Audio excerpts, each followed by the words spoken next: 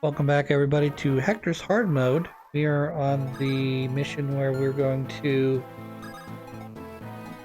the very mage-heavy Lloyd Linus mission that I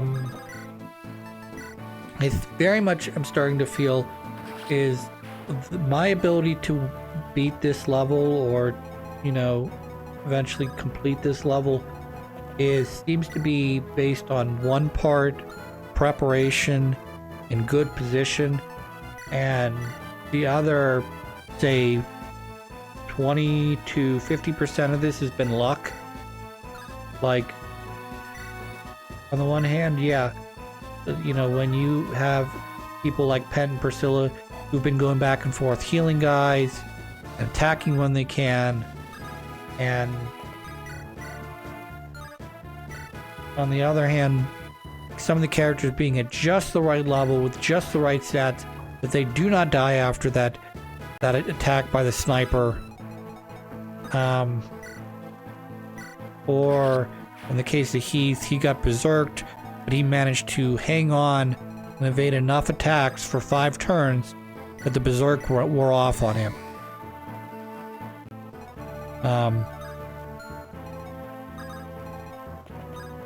So yeah, we'll say 2 parts skill, 1 in preparation, 1 part luck.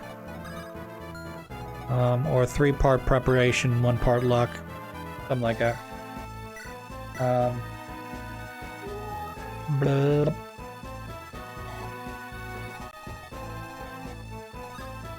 Just gotta keep. Not that I'm terribly concerned about my dancer, because for whatever reason they tend to not target my dancer down, and when they do, they seem to not be able to connect with her. So, like, on the one hand, while I leave her in the front, on quote unquote front line, I mean, she's not really in the front line. She's sort of in the secondary line, if you will. Even though, like I said, she's sort of in that second line.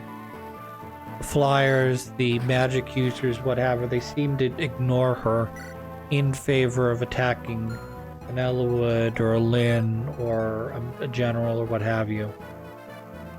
I kind of need to block out here with him.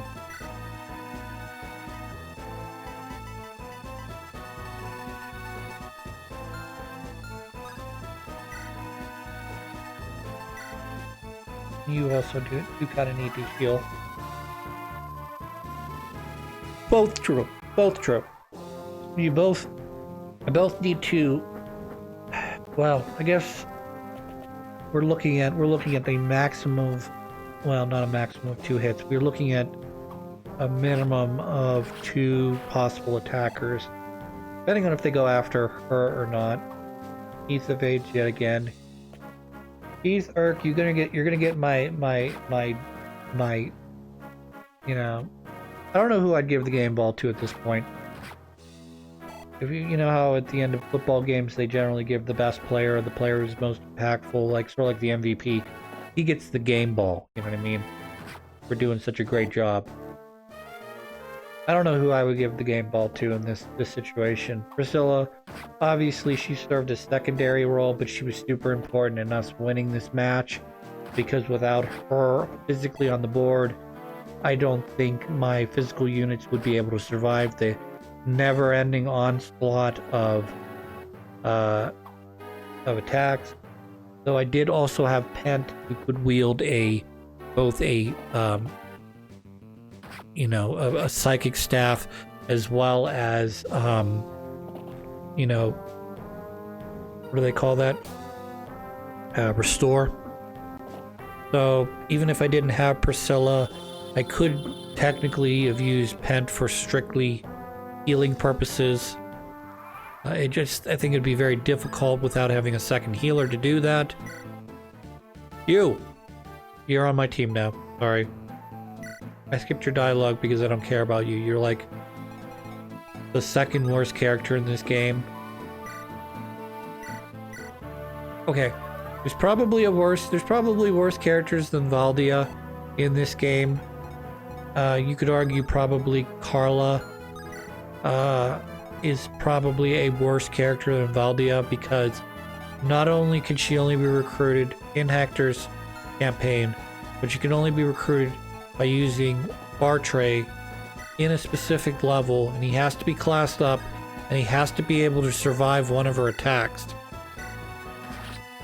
There's a very specific way to get her, and then she appears not super duper great strong, like god tier level, like you have to get her if you can, and at the same time her level ups kind of stink, and you get her 2 to 3 chapters before the literal end of the game. So would you get her to 20? Yes. Is it worth getting her to 20? Probably not. Is she going to be highly useful as a foot soldier sword master? Probably not. That Wu Dao that she's carrying is more valuable than her actual character. Is she better than her brother? Not even remotely, because you get her brother much earlier. Okay. But what I was comparing to is I was comparing it to the bishop you get in the next or the third to last level, if we count the Gaiden mission, where you fight the magic steel for the last time. So, sort of what I'm trying to get at here is, I think that bishop is worthless because his stats are trash. The only true thing he does well is he can wield high level white magic, and he can wield high level staves. So his ability to use that one stave that heals everybody in a area of, let's say 3 by 3 roughly, 3 space, you count 3 spaces out in any direction from where he's standing. Yeah, that would be about it. That'd be about his major accomplishment. Is you have a person who's not named Athos who can do a big group heal.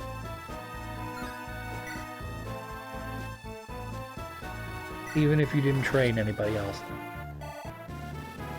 And but his stats aren't great. You can get a better bishop out of either Lucius or Rebecca? I think no, it's not Rebecca. It's Tara. Sorry, Rebecca's the archer. So you get a better white magic user out of those two, though. White magic in this game seems to be not great. I mean, if those are your only 2 real options other than Archstage Athos, you can see sort of why it's just not you kind of leave it by the wayside in many ways. Meanwhile, you got a plethora of fucking anima users. You've got Archstage Athos, who wields the most powerful, the only character can wield the most powerful anima magic. You've got give me a second. You've got Urk, who, if you take the time, is excellent. Pent is an okay replacement for him. He doesn't quite get to the level that Urk does if you start training him. Nino is designed for you to basically throw Athos drops on her and to watch her stats go into the ceiling. Okay? But you get her so late, she's hardly worth it. Because it just takes way too much time and effort to get her up to the point where she's able to take care of herself. On easier modes, you'll probably be able to get her classed up from level 1 all the way up to 20. Class her up. She'll probably be somewhere in the ballpark of, say, level 2 or 3 by the time she defeats her stepmother, whatever, Sonya. In hard mode, if you use her sort of like, I'm going to give all of the kills to her, yeah, you could probably class her up, but that's too situational, and you're going to leave her open for too many attacks and she will die. Is it doable? Yes. Is it very difficult? Yes.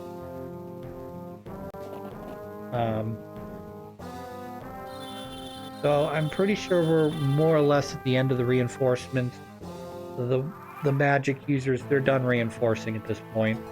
we might have 1 or maybe 2 more rounds of Wyvern Riders coming in.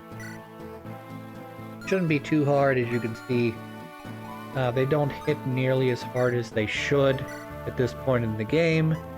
And with an axe, not an axe, with an iron lance, and the 2 Wyvern Lords I have, they're not going to take any damage. Or if they take any damage, it's going to be very minor damage. So I'm going to try to get Hector out of here. I don't need him eating any experience. At the same time, I don't want to have to start this over because he died. Yeah.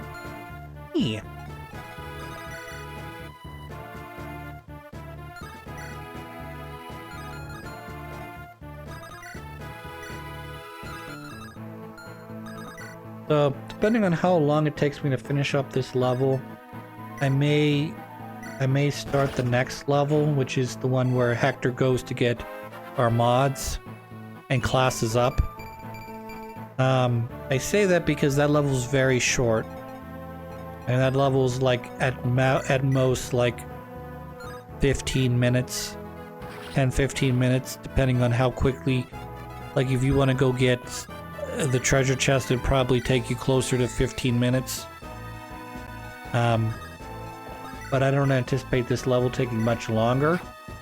So we'll likely get into the next level where we're going to go get our mods as well. And then we'll call that an episode or 2. Depending on how long this level lasts and how long the next level lasts.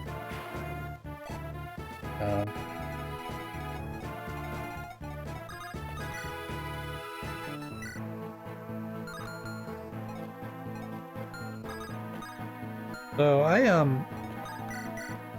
may have mentioned this already, one of my earlier playthroughs. I like trying different things now. It's kind of the thing I do now, because I'm trying to push myself to do more stuff. I'm not really whatever you want to call it. I'm not like a person who's against trying new things, but for the longest time I was very like, did I like it as a kid? No, then I'll never like it. And I've realized that particularly with things like green peppers, red peppers, onions, my taste has changed on a lot of that stuff. So I can have onions on my sandwich now, where I used to not be able to do that. I actually like them. I'm not like, oh, I'm just going to choke them down. No, I actually like onions on my sub now. I still don't like tomatoes. Can I take a tomato? If you put diced tomatoes in my burrito, am I gonna throw the burrito out? No. Am I gonna pick the tomatoes out of the burrito? Unless I can see them, no. But the bigger the chunk is, the more likely I am to pull them out. But do I like tomatoes on my sandwich? No, I don't like tomatoes on my sandwich. I don't like tomatoes on my burrito. Do I like spaghetti sauce? Yes, I love spaghetti sauce. I love anything that's sort of like celery. If you cook celery down, you cook tomatoes down into a stew, I can handle them. I do not like raw celery. I do not like raw tomatoes even to this day. Can that change? Yes, as I continue to age, I may like tomatoes or celery or whatever as I get older. And then things that I may like now, I might not like in the future. Okay. It's a roundabout way to say I'm trying to try different things a second time. And I'm also trying to try new things to see how they compare to the things that I've tried before. So, I've been buying a number of different bourbons, which I keep saying I gotta stop. And I do plan to stop, but the problem is I keep running into the liquor store and finding things that I have either not tried before or I have not seen in the liquor store before. Now, there's a lot of shit in the liquor store I've not tried. Most of it being bottom shelf level bourbons. I'm not interested in figuring out whether or not a Canadian whiskey is worth my time or not. And I'm not going to buy a 72 ounce, or not 72 ounce. What is it? 700. think it's like 740 milliliters or something. It's like close to a liter, is what it is. I'm not gonna buy a $20 bottle that's like a liter of bourbon that I try once and it tastes like fucking garbage and I'm never gonna touch it again. But if there are suggestions that I see from people or online and they go, wow, that's really good, you really should try that, and it's not a ton of money, I will try it. Basically my line in the sand is $100.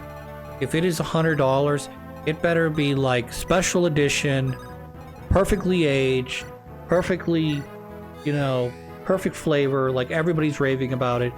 Because I don't know, I don't have problem, like a lot of the $20 and $30, you know, bourbons like Wild Turkey.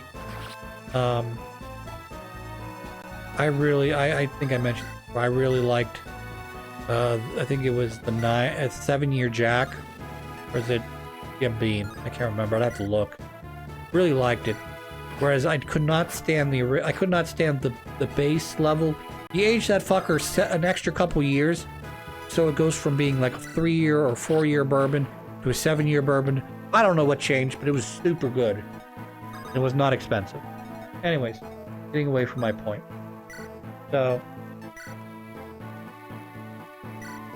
I purchased a while back. There was a bourbon called Jefferson Bourbon that was on sale. It's like 40 some proof. It's a little weaker than I'm used to. Used to closer to like 90, 100 proof stuff. Not bad. It's just I don't know. It just doesn't feel strong enough to me. So like the flavors are very, I want to say watered down without actually meaning that they watered the actual bourbon down. Because I don't know they watered it down. I don't think they watered it down, like physically put water in it to make it lower proof. But I'm not sure if the way they made it, it ended up not being as high proof out of the barrel as they anticipated, or they intended it to be lower proof. I'm not 100% sure. All I know is like I poured myself like 3 or 4 ounces of this shit over the course of like the last hour or two, and I feel completely the same.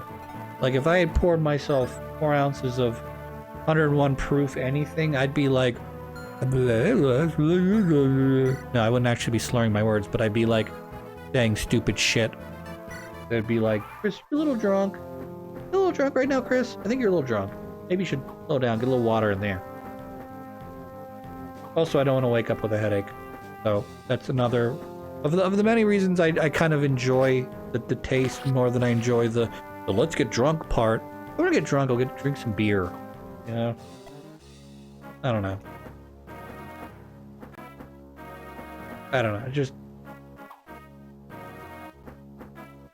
Not that getting drunk can't have fun getting a little drunk or a little tipsy. It's like you start doing that thing like, well, I don't want to drive home drunk, but I don't want to make any of my friends the DD either.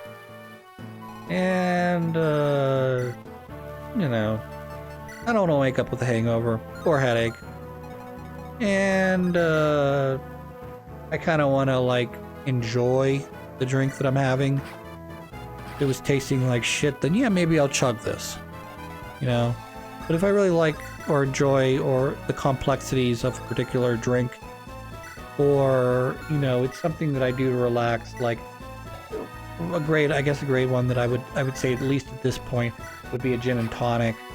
You know, some beef eaters with a little bit of tonic water, an ice cube to cool it down, / dilute it as you drink it.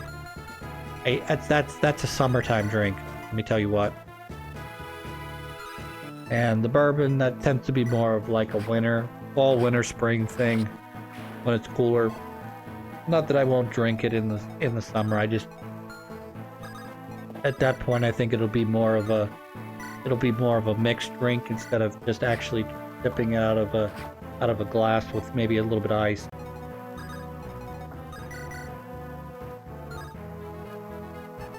I'll tell you another thing I don't really care for. I'm not really a big fan of the smoked old fashions.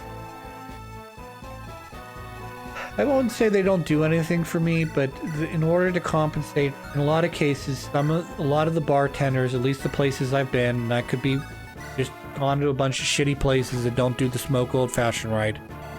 But a lot of places will make a smoked old fashioned, and in order to compensate for the smoky flavor, they'll add a little too much sugar or simple syrup into it.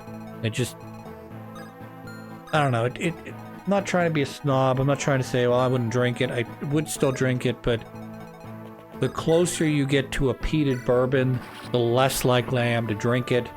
And when you add smoke to an old fashioned, you're starting to get closer to peated bourbon, and that is in a way that is a stiff drink. Alright, Urk, I just need you to survive 3 more, guys, and we'll have this level wrapped up. Alright, as long as neither one of these guys either crit or do 20 or 13 damage, we'll be good. Alright, so Urk evaded everything and killed all but one guy. Congrats, Urk, you are the man. You may not be the MVP of this mission, but you are damn close to it. You are, at very best, at very worst, runner-up MVP in this stage.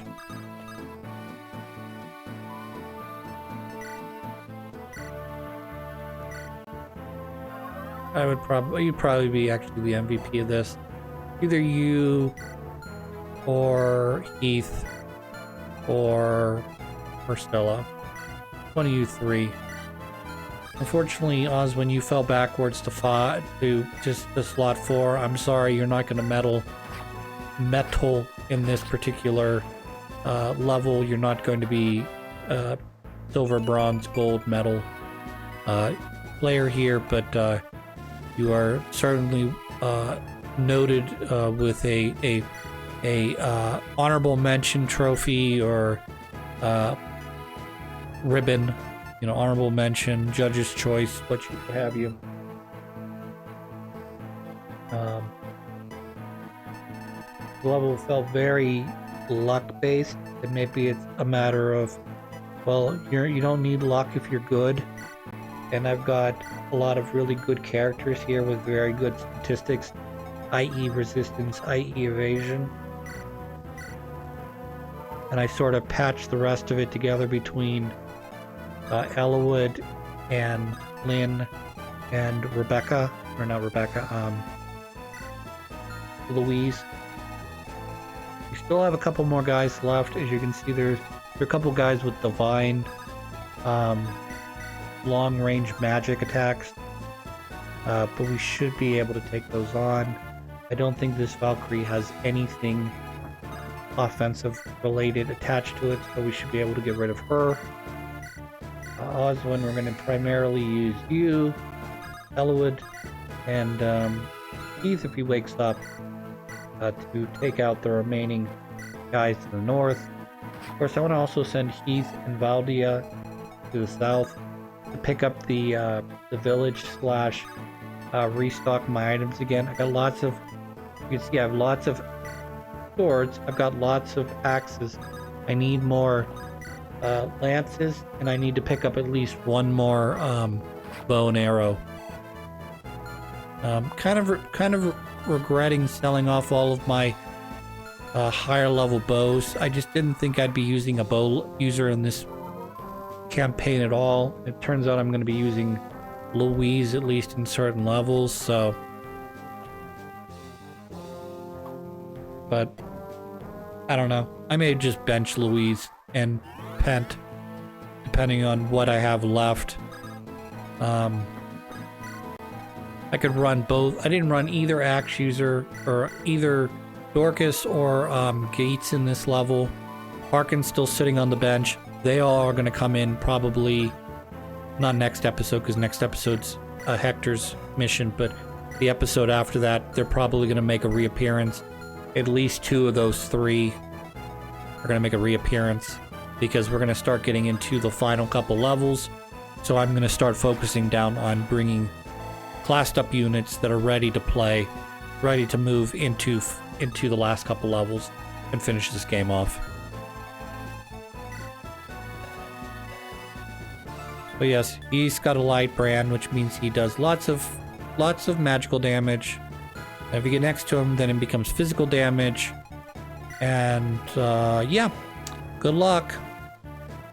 He's got excellent defense. He's got excellent resistance, speed, skill, strength. This is the kind of sword master you wish you could have at the end of the game. You know, 20 odd defense.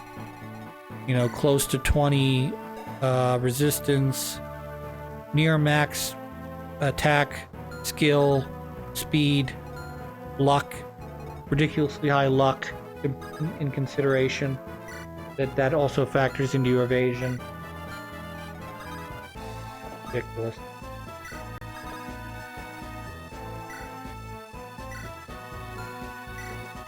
Just sort of seeing what's left here. Make sure I don't need to buy another heal. I should be good on heals. I shouldn't need any more after this.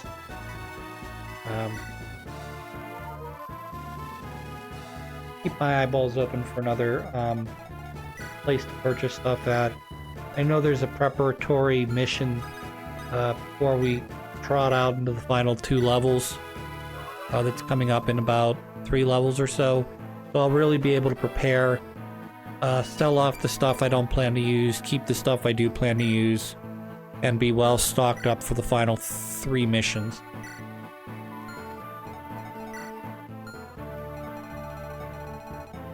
But yeah, we're just going to move in to take out both the bishops and I'm putting my squishier guys in the castle here so that they can not only have evasion, but hopefully not take damage, and if they do take damage, they'll heal. We're going to send Oswin in because I don't have to worry about him. He will not do that thing we call die. So yeah, like I said, I'm going to send these guys are going to go south so they can pick up some roses. No, they're going to pick up some more items for me. Like you probably just saw there, Heath already maxed out on his strength. We're going to trade for some stuff here. I need to get rid of these things. Delphi Shield I can keep, but I'm going to pick up the... where are you? We're going to pick up... Nope. We want the... I want the... what's it called?